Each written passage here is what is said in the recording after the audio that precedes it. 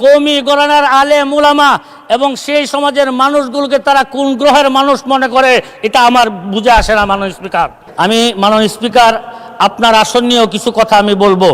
মাননীয় স্পিকার, এই বঙ্গর অর্থনীতিতে আমাদের অর্থমন্ত্রী হৃষ্টপুষ্ট এবং হ্যান্ডসাম একটা বাজেট ঘোষণা করেছেন। আমি মনে করি বাজেটটা সর্বদিক থেকে ভালো না হলেও মোটামুটি তুলনামূলক ভালো। এরপরে এখানে আরেকটা এরকম বাজেট এই সংসদে অসংখ্য হয়েছে, বাজেটটা বাস্তবায়ন আমাদের স্থানীয়ভাবে বাস্তবায়ন হয় না।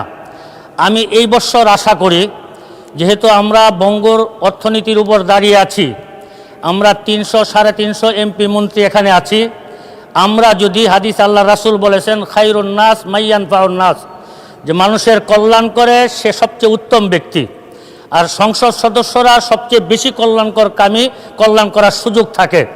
আমি মাননীয় স্পিকার, আপনার আসন নিয়েও কিছু কথা আমি বলবো, যে কারণে আপনার পক্ষ থেকে আমাকে একটু সময় দিবেন। আর আমার মাননীয় বিরোধী দলের চিফ হুইপ আমাকে বলেছেন সময়ের পরে 2 মিনিট উনি বাড়াবেন, তাহলে দুইজন যদি 2 মিনিট করে বাড়ান 4 মিনিট সময় আমি পাবো ইনশাআল্লাহ।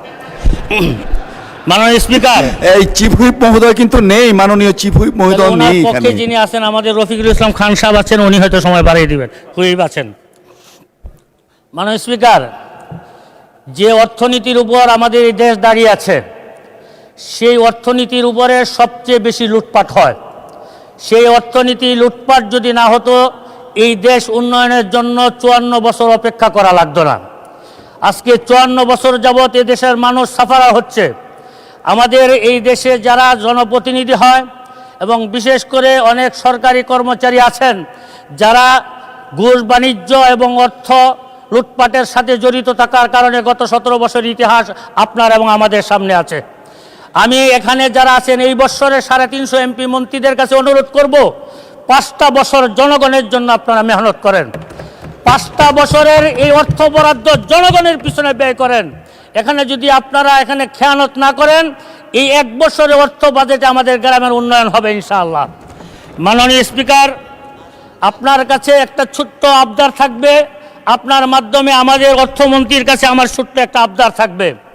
বিএনপি যখন থেকে প্রতিষ্ঠিত হয়েছে, বাংলাদেশের কওমি ঘরানার প্রতিটি মানুষ বিএনপির সাথে ছিল, এখনো আছে। কিন্তু বিগত সময়ে কওমি ঘরানার কোনো মানুষদের নিয়ে কোনো বরাদ্দের কথা কখনো আসে নাই।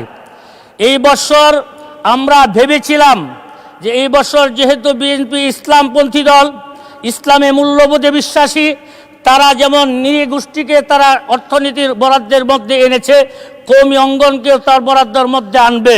কিন্তু অত্যন্ত দুঃখের বিষয়, কওমি ঘরানার আলেম উলামা এবং সেই সমাজের মানুষগুলোকে তারা কোন গ্রহের মানুষ মনে করে এটা আমার বুঝে আসে না। মাননীয় স্পিকার, এই জন্য আমি অর্থমন্ত্রীর কাছে সবিনয় অনুরোধ করব যে কওমি ঘরানার আলেম উলামা ছাত্রদেরকেও আপনাদের এই অর্থ মন্ত্রণালয়ের একটা বাজেট দিয়ে তাদেরকে আপনাদের এই দেশ উন্নয়নের কাজে তাদেরকে কাজে লাগানোর ব্যবস্থা করা হোক।